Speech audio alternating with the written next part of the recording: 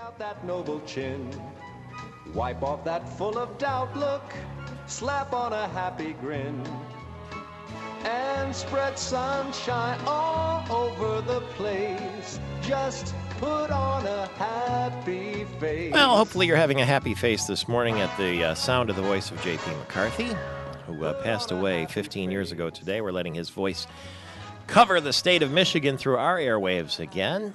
And after all, number one for over 35 years and in the Radio Hall of Fame. His golf professional, Michael Kernicki, Canterbury Golf Club, now in Cleveland, but a Michigander at heart, originally from the Grand Rapids area, had to be feeling for Mark Wilson yesterday, who is the co-chair of the PGA of America's Rules Committee, because Dustin Johnson lost $1 million, as I understand it, after hitting a shot from what looked like scrubby ground, but ended up being a bunker on the last hole of the PGA Championship there at Kohler across the lake at the Whistling Straits course. So the tournament was left to Martin Keimer and Bubba Watson in the 3-hole playoff, and Keimer from Germany ended up winning. Dustin Johnson was left out in the cold. And imagine Michael Kernicki if he had made that putt, that par putt on 18, to win the championship, and then they tap him on the shoulder and say, sorry, not you. That would have really been something, huh? That would have hurt bad. That I guarantee this hurt really bad. It's, and Mark Wilson is the best. He is the best. He did a wonderful job, I thought, of explaining it on the air. And, the reality is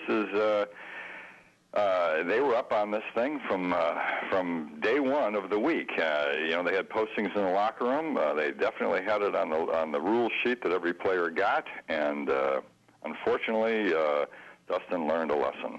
So very costly one, but every time one of these things happens, the player will sit back and say, boy, I learned something there.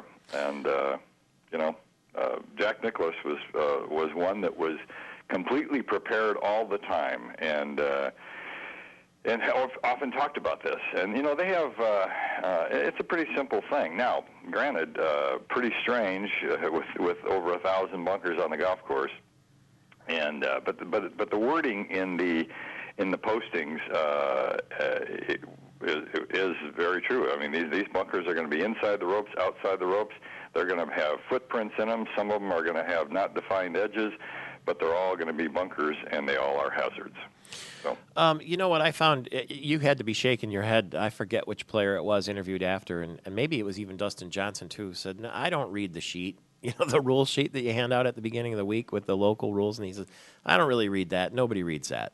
Yeah, well, they're playing for a lot of money. I think he's going to read it going forward. I think it might have been Nick Watney that said that, frankly. Yeah, that's right. We don't read them, but one of these young guys out there, they better start because this is a great lesson. And I found something interesting. And the player, Dustin said, "Geez, I didn't even know I was in a bunker." When I looked at the tape, and I looked at it a couple of times last night. Yeah. The very first thing he did when he got into that bunker is when he started to prepare, he grounded his club. At that moment, I leapt off the couch and said to Terry, my wife, he just grounded his club in a bunker. Oh, you did? Yeah. And he stopped for a minute, and he stopped for a minute, he pulled up, he straightened up, he kind of looked around, he kind of looked at the edges. Believe me, there was a nanosecond in his mind where he said, am I in a bunker? And then he got in, and then he started to play the shot, because he must have said to himself, I'm not in a bunker. And I looked at that thing a bunch of times. I said, there was a nanosecond where he's wondering if he was in a bunker. Maybe he said, am I in a bunker? And then he looked around at all the people, and he said, well, surely these people wouldn't be standing in a bunker with me.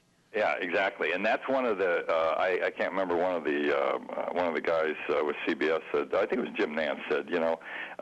When you get into a situation like that, it's almost you're claustrophobic. There's so many people around you watching you play the shot, and you really don't know where the heck you are. And why would they be standing in a bunker with me?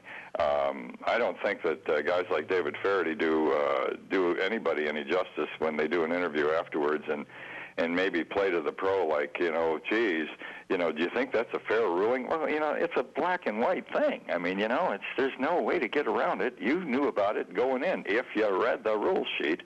and it's difficult under the gun to remember that stuff or whatever. But you know what? I think somebody else said in an interview, it might have been Brandel Chambly on the Golf Channel, but Brandel said, you know, one thing is, if you got your ball on a sandy soil, automatically I think I'd be looking for David Price, who was the rules official in that group, and say, where am I here? Yeah, back these people up. But again, when your mind is racing and it's, you know, the last hole of a major championship and you're trying to win and you're up by one, you know, some of these things just go out the window. And that golf course, you know, Whistling Straits, it looks like a bomb went off. I mean, how can you tell? And there's no way to back up that crowd. I wouldn't think they would be there still now trying to get people to back up, look like. Yeah. Well, Mark Wilson did a fabulous job. He's one of the best, if not the best. He's been chairman or co-chairman for many years. He's absolutely fantastic and handled it, you know, very, very, very well. So. All right. Thanks, Pro, very much. We will make Mark Wilson our Northwood University Leader of the Day. Northwood University celebrating 50 years of producing leaders. Mark Wilson from Watermark Golf Club in Grand Rapids, PGA rules official yesterday who helped straighten out the Dustin Johnson situation. We'll talk again soon with Michael Kernicki. 14 before the hour. I'm Michael Patrick Shields.